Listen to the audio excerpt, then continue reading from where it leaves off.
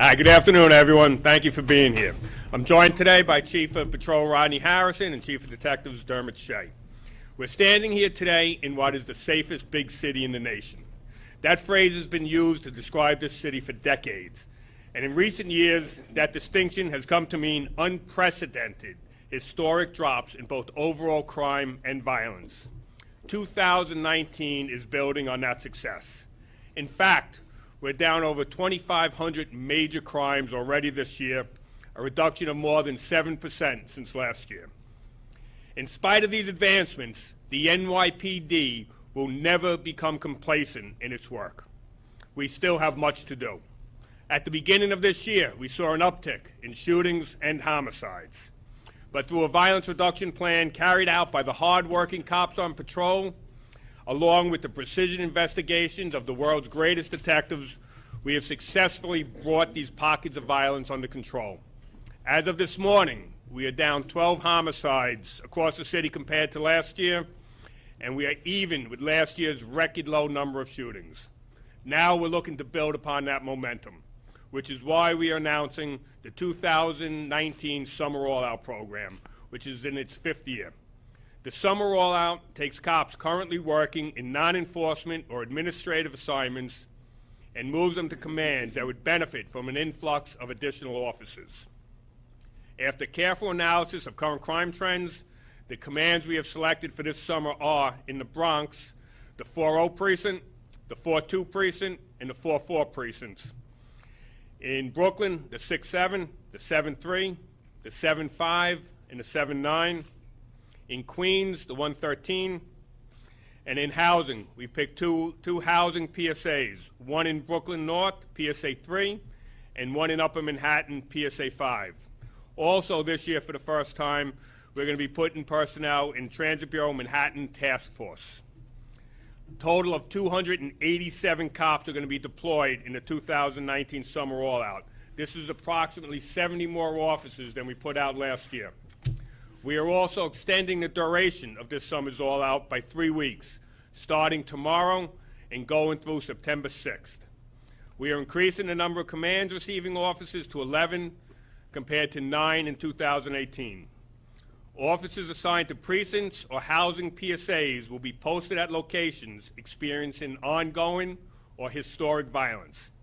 Each commanding officer will assess local crime conditions and make deployment adjustments accordingly. Among the 11 selected commands are the 2 police service areas. They have been chosen to take on pockets of violence occurring in our public housing.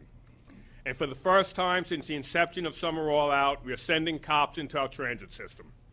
These officers will be placed at high visibility posts on the platforms and at turnstiles throughout the system. No matter what command an officer is assigned to, they will all benefit from the infrastructure of neighborhood policing. Neighborhood coordination officers and steady sector cops will work with the all-out personnel and inform them on the local crime trends as well as quality of life conditions in the area. After being introduced to our partners in the community, the all-out officers will be working hand in hand with the New Yorkers that they serve. In previous years, all-out has yielded significant reductions in violence. Last summer, all-out commands experienced 11 fewer shootings compared to the same period in 2017. That's a reduction of 16%. They also posted 8 fewer murders for the same period compared to 2017. That's a 36% reduction. These reductions are more than just statistics, they are lives saved, which is why we remain locked in, focusing on the few areas experiencing violence. The men and women of the NYPD will not stop until every New Yorker in every neighborhood on every block is not only safe, but feels safe. Based on the outcome of previous all-outs, we are looking forward to seeing overall crime and violence driven down even further come September. Thank you. I'll take any questions related to the Summer All-Out. Good. Yeah, you noticed that the length of the duration of the Summer All-Out program is expanding by, I think, 2 or 3 weeks. 3 weeks. Is there any particular reason for driving that, or any particular pockets that you think are going to be extra emphasis for a period of time? When we look at historically, a lot of violence can start before Memorial Day weekend. We wanted to make sure we had our cops out there and trained prior to Memorial Day weekend, so they'll be out on the streets starting tomorrow. They'll be there for the Memorial Day weekend through Labor Day weekend. Those are our biggest, start of the summer, end of the summer. So we wanted to make sure we had them out there as early as we could this year. Where do they get pulled from, and what might suffer in terms of administrative paperwork, stuff like that, as a result? It'll take a little longer to process some paper in this building. A lot of administrative staff, yeah, exactly.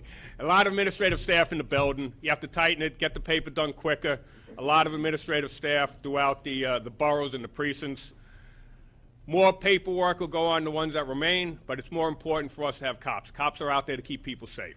During, In the past years, have any of those been sent out and kept out permanently? some have asked to stay out. Some have actually realized they'd rather be out on the streets doing police work than sitting in the station house doing paperwork.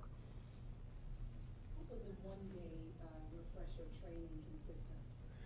It consists of one, going back, make sure we have all our range training, reinforcement of the patrol aspects, things that they're going to be looking for out on the street, de-escalation tactics, everything that they're going to need to go out back on the street. Listen, they're all cops. They've been cops. It's just a refresher course to get ready to go back out on the street. We give them 2 days. Anything else on this? Do you think a lot of communities want more cops because they complain about some of the violent things? Do you have some activist groups who say, no, we don't want more cops because that means more tickets, more summons, maybe more negative responses? My response is we put our cops out on the street. We're working under a neighborhood policing philosophy right now, which is working hand in hand with our neighbors, working hand in hand with the communities. Take a look at the results. We've never been lower in shootings. We've never been lower in homicides. And we're doing it with less arrests, less summonses, less stops. It's being done with precision. It's being done to be out there working hand in hand with the 99.9% of good members out there to identify that 0.1% that causes the violence, causes the trouble, and get those ones off the streets. Do you ever think this would become, let's say, permanent year-round, keeping this extra level of police out there? It's great to do, but the paperwork does suffer after a while. There is administrative tasks that need to be done. So as much as we'd like to, every chief, every deputy commissioner in this building that gave up bodies, they're up in the office crying about how they're not going to be able to get their paper done. But it's more important for us as an agency to get them out during the summer, which is traditionally the most violent months, to make sure people are safe. Let's go to off topic, please. Chief, yesterday the Post reported that the Education Commissioner, Mr. Carranza, said there was a culture of white supremacy in the Board of Education. He decried the use of white people. He concerned about the written word, using proper English, and the quick results, using objective thinking. Is there such a culture in the NYPD? No. Can you give us an update on the subway attack video that you sent out yesterday and identifying the young man and possibly the suspect? Yep. So about 30 hours ago, just before midnight, the night before last, we received a Crime Stopper tip. What we had at that point in time, really, we had a tip without a crime. It's the first we learned of the incident. It was essentially a video clip off the internet. We think you should investigate this. Throughout the day yesterday, we were on that. We obviously posted it, working with the media. We thought, first and foremost, our major concern was when you look at that attack and the viciousness of it, we didn't know where it happened. We believed it happened in New York City, but we didn't know when. And our primary responsibility there was, do we have somebody seriously physical injured behind a closed door somewhere? That time is of the essence. So we thought it was important enough to get that out. We immediately then, started to get tips again through Crime Stoppers. Significant amount of progress. What I can tell you was we believe, as we stand here now, that incident took place in New York City. We don't know exactly where, but it took place in New York City in the early part of November of 2018. It was an unreported to the police incident. We believe the individual, and we have him tentatively identified, went to the hospital, did suffer significant injuries, but again, never reported to the police. Some broken teeth, some pretty bad bruising. Obviously, I would think a concussion with what I saw in that video. And that's where we are now. We continue. We'll be looking to identify this person. We think he's out of state, and we'll go from there in terms of the further investigation. With the tips that you received from Crime Stoppers, obviously you've made tremendous progress identifying the victims, but what about the suspects? Until we speak to that individual, we really won't have a better idea of what started the dispute until we speak to him. So the tips that we did receive were of the type of nature of pointing us toward an individual. When we started knocking on doors and interviewing people, we met family members that did identify that individual, and that's where the investigation started and started to progress from there. What was the genesis of why the incident took place? We have no idea at this point in time. Why he chose not to report it to the police, that also is part of the investigation going forward. Are you able to say what hospital he went to? I do not have that.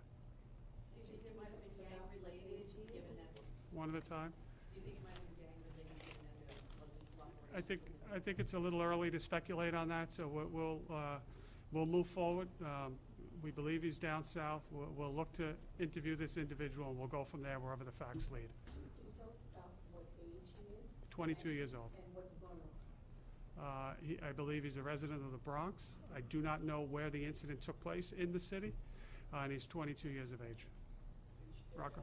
There was audio, I know it was released without the audio. Is there anything in the audio that suggests a motive or Yeah. bias or anything? No, I listened to I listened to it with the audio. You didn't hear that much.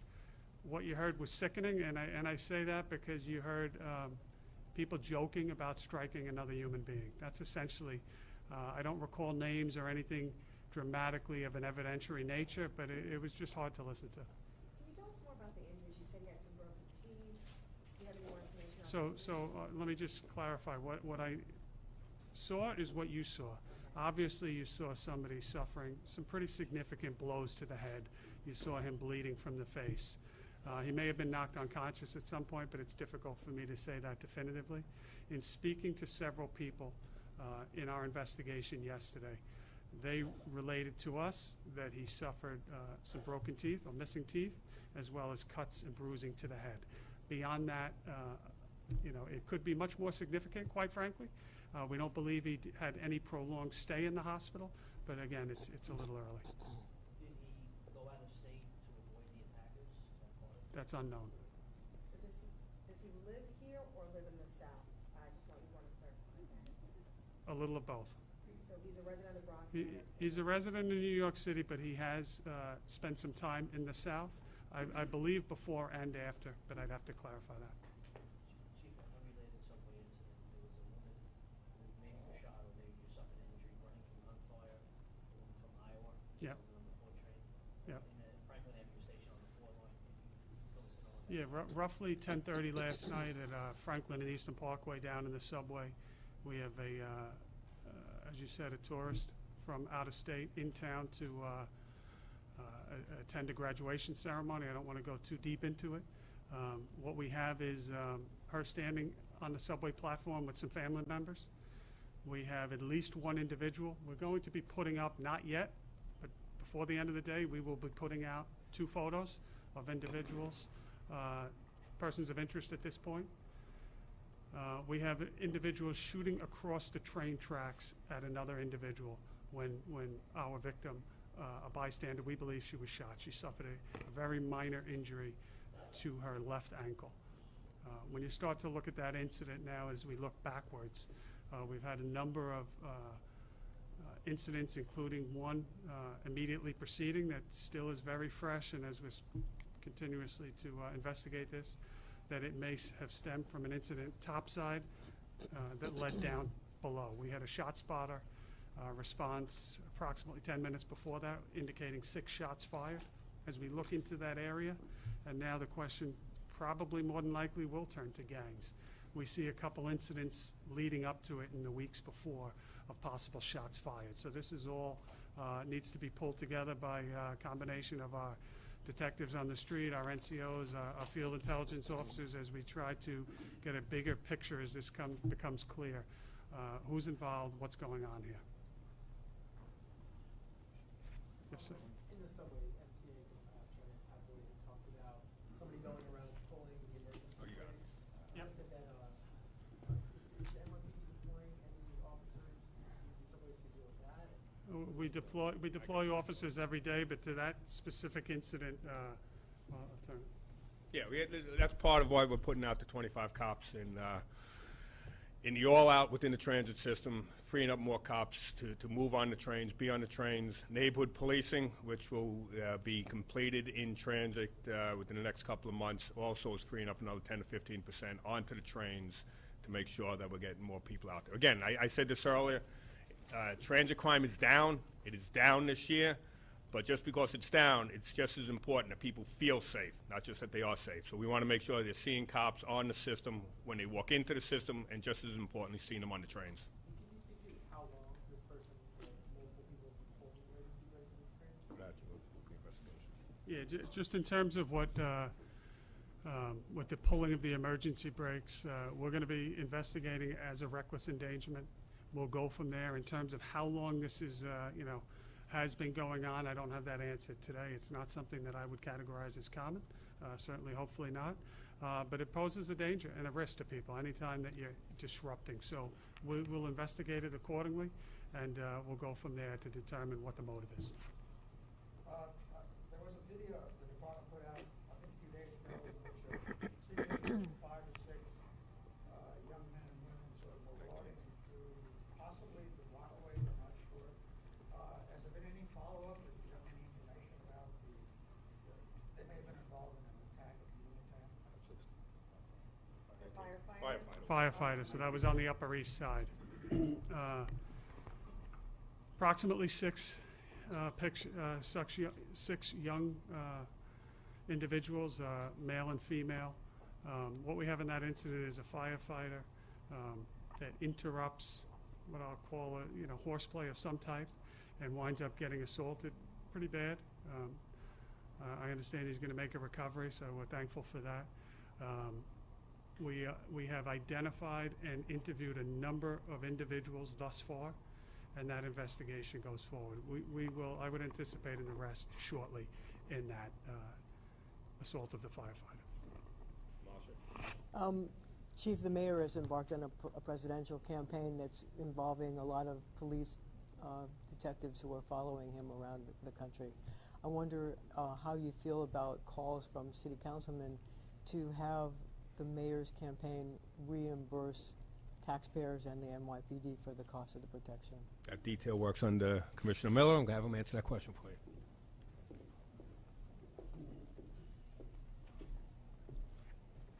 So, Marcia, as you know, and I think others know because we've done a story about the mayor's travel before, the NYPD position on this is that we protect the mayor because he's the mayor wherever he goes, whether that's on vacation, out of the country, out of town, and this fits into that model, which is as long as he's the mayor and he's traveling, the NYPD is going to protect him. So I have a follow-up question. Some people think it's a difficult situation because of the overtime situation in the NYPD. There's been a clampdown on overtime generally in the NYPD and as part of the mayor's budget, yet the people who travel with him are incurring significant overtime. Is that hypocritical? How do you feel about it? So, in the Intelligence and Counterterrorism Bureau, you're talking a couple of thousand people. The mayor's detail is a very small part of that. Their overtime is managed the way overtime in the Intelligence and Counterterrorism Bureau is managed. And so far, I haven't seen any significant increases in their overtime. Part of that is the way the team is designed. They work typically 17-hour tours, meaning that in general, the team with the mayor spends the day and night with the mayor.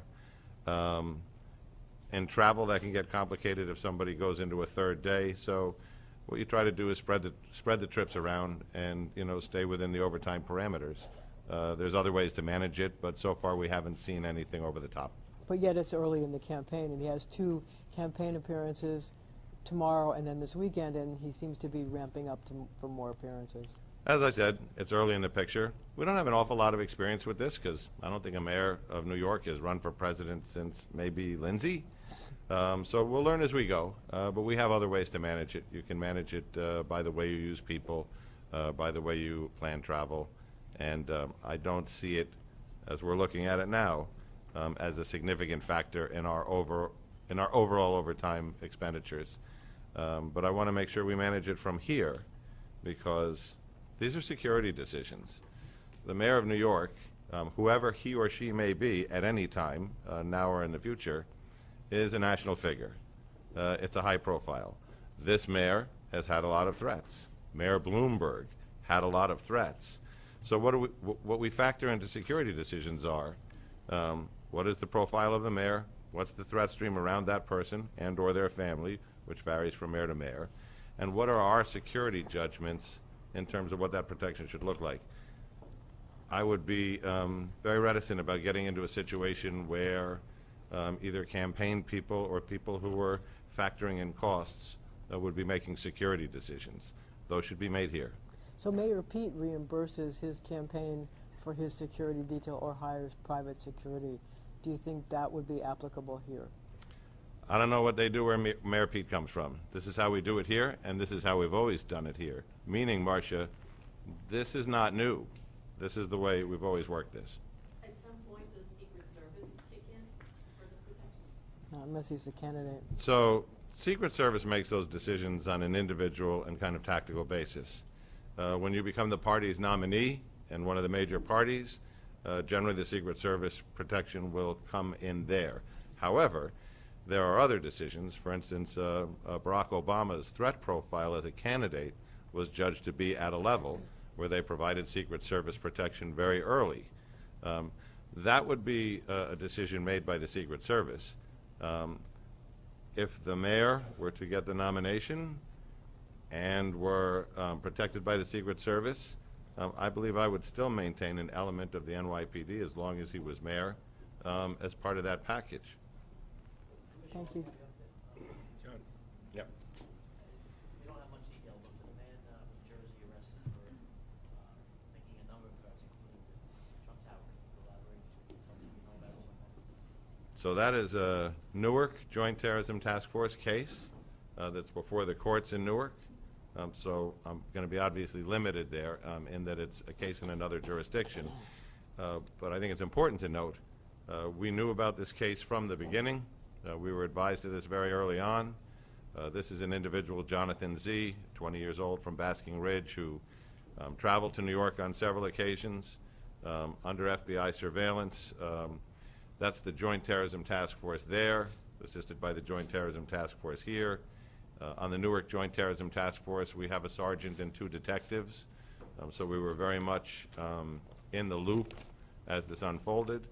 I think if you get to the next logical question, which was, at any time, was there a threat to New York City from this case? Based on the briefings we were receiving in real time, I would say the proper controlling features were in place to be able to say no. It's a very good investigation, but since it's before the federal courts in Newark, and there's an extensive federal complaint filed with a good amount of detail, I'll let you rely on that for the rest. Does he have a record here, and have you previously crossed paths? Going to let you rely on New Jersey and the court filings for the rest. 2 more, we're gonna wrap. Can I ask, last Friday, and I don't know if you had the opportunity to speak about it, but your concerns, there was a female police officer arrested who was trying to kill her ex-husband and her boyfriend's daughter, and this is a cop who's on the job. I know she was on modified, but what do you say to folks who say, wow, this is a New York City cop, maybe the both of you, if you can respond? Obviously, I'm not going to speak about the case. It's an ongoing case, criminal case against her. It's disturbing to hear. It's not something that we expect from our police officers, and the FBI has got the case, and she's under arrest. Last one. The chief, along the same lines, when something like that happens, do you guys go back and look at the time when she was hired, how she was vetted, what may have been missed? And part 2 of that question, there was an off-duty officer arrested in Baltimore yesterday, Eugene Donnelly, consulting officer, who has his own sort of history. I guess my question would apply to that as well. Obviously, we want to look at anything we can to see what we can do to make the hiring process even better, anything that we can catch. So we'll take a look at all these instances that make it into the media and those that don't, and take a look at the history of these cops. What was missed, what could have been missed, how we could have moved the process along. According to Donnelly, that's an ongoing case from his history in the past. The Department Advocate has it right now, and that's something that's going to be adjudicated very quickly. Okay, thank you, folks.